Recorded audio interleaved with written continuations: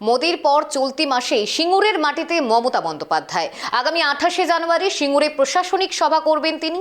সিঙ্গুরের জনসভা থেকে তৃণমূলের 15 বছরের শাসনকে মহা জঙ্গলরাজ বলে কটাক্ষ করেছিলেন নরেন্দ্র মোদী। 28 তারিখে সেই কটাক্ষের জবাব সিঙ্গুর থেকেই মোদীকে দেবেন মমতা বন্দ্যোপাধ্যায় বলে মনে করছেন রাজনৈতিক মহল। দেখুন, পাল্টানো দরকার, পাল্টানো দরকার। দুয়ারে 26-এর বিধানসভা নির্বাচন, পাখির চোখ সিঙ্গুর।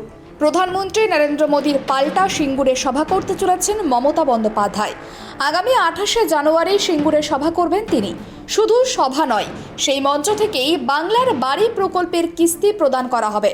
মমতা বন্দ্যোপাধ্যায় সিঙ্গুর সফরের খবর চাউর হতেই সাজো সাজো রব জেলা জুড়ে। শিল্পের কোনো বার্তা দেন কিনা সেই দিকেই নজর রয়েছে সবার। কোনো বড় ঘোষণা হতে পারে বলেও জল্পনা।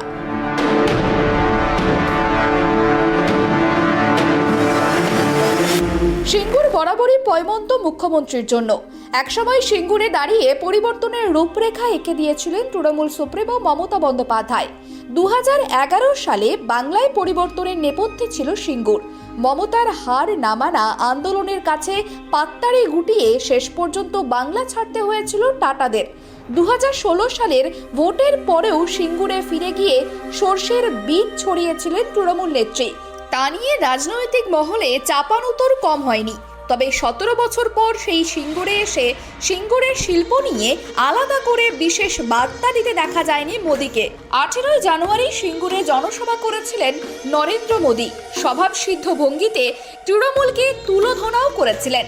তার সাফ কথা, বিজেপি সরকার বাংলায় সিন্ডিকেট ট্যাক্স ও মাফিয়া রাজ সম্পূর্ণভাবে নির্মূল করবে। তিনি বলেন, আইনের শাসন প্রতিষ্ঠিত হলেই শিল্প ও বিনিয়োগ বাংলায় আসবে। এটা মোদির গ্যারান্টি।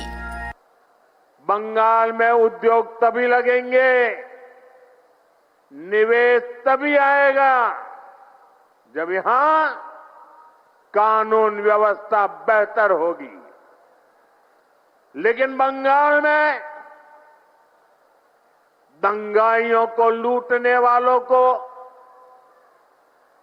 माफियाओं को खुली छूट मिली हुई है। आपको भी पता है कि यहां हर चीज पर सिंडिकेट टैक्स लगाया जाता है।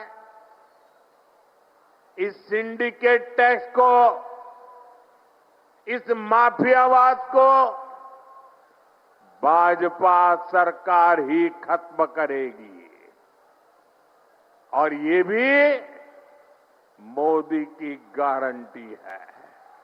এবার মোদির পাল্টা সিঙ্গুরে সভা করতে চলেছেন মুখ্যমন্ত্রী মমতা বন্দ্যোপাধ্যায়। সিঙ্গুর থেকে তিনি কি বার্তা দেন সেটাই এখন দেখার। Bureau report, KTV Bangla.